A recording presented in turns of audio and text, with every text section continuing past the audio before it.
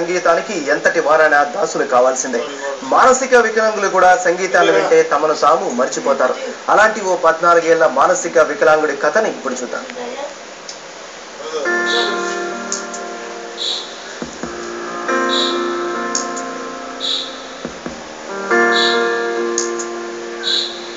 ఇతని పేరు విశాలి వెంకట్. వయస్సు 14 సంవత్సరాలు. పుట్టుకతోనే మానసిక వైకల్యం. దానికి తోడు మాటలు సరిగా రాక నడవలేని పరిస్థితి. వెంకట్ పరిస్థితిని చూసి అందరిలా కుంగిపోలేదు అతని తల్లిదండ్రులు. ప్రత్యేక పాఠశాలలోనూ చేర్పించకుండా అందరూ వెళ్లే స్కూల్లోనే చేర్పించారు. వైఎస్ఆర్ జిల్లా జమ్మలమడుగులోని పాఠశాలలో ప్రస్తుతం 6వ తరగతి చదువుతున్నాడు వెంకట్.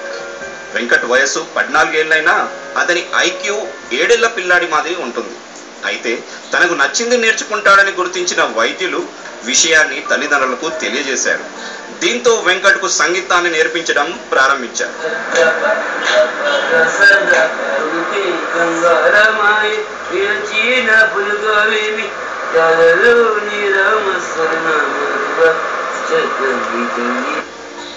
వెంకట్ కూడా బాగా సంగీతాన్ని నేర్చుకుంటున్నాడని తల్లి విశాలాక్షి చెబుతున్నారు. చెల్లి వైష్ణవితో కలిసి వెంకట్ సంగీత సాధన చేస్తుండడం ఆనందంగా ఉందంటున్నారు. మేము ఇంకా చాలా బాధపడ్డాం ఫస్ట్లో.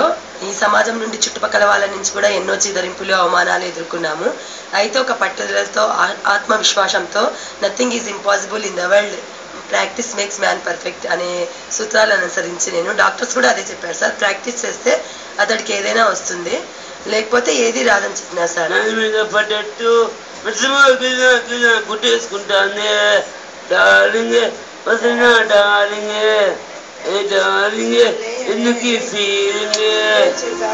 వెంకట్ ఇప్పుడు సినిమా పాటలు కూడా పాడగలడు.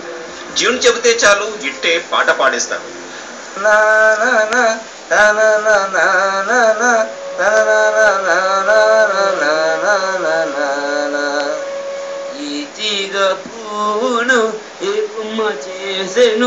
కలిపింది వింతను బంధమును తెలిసి తెలియని అభిమానము.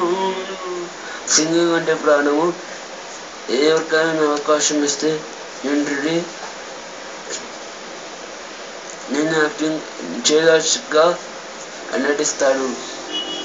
సంగీతంతో ప్రముఖులు అనదగిన వారెందరినో కలిశాడు వెంకట్. కొన్ని టీవీ మ్యూజిక్ ప్రోగ్రామ్ సెలెక్షన్స్ కూడా వెళ్ళాడు. ఎవరైనా కానీ ఒక సింగర్గా తయారు చేయాలని మాకు అభిలాష అనమాట. ఎందుకంటే ఎన్నో అద్భుతాలు మనిషి సృష్టించగలడు. మామూలుగా అన్ని అవయవాలు సక్రమంగా ఉండేవాళ్ళు ఎన్నైనా సాధించవచ్చు. ఇలాంటి వాళ్ళు కూడా సాధిస్తే ఇంకా గ్రేట్ అవుతుంది. వెంకట్ పాటలు పాడడం మాత్రమే కాదు, డాన్స్ కూడా చేస్తాడు. అవకాశం ఇస్తే సినిమాల్లో కూడా పాడతానంటున్నాడు. మ్యూజిక్ డే సందర్భంగా వెంకట్ కోరిక నెరవేరాలని కోరుకుందాం.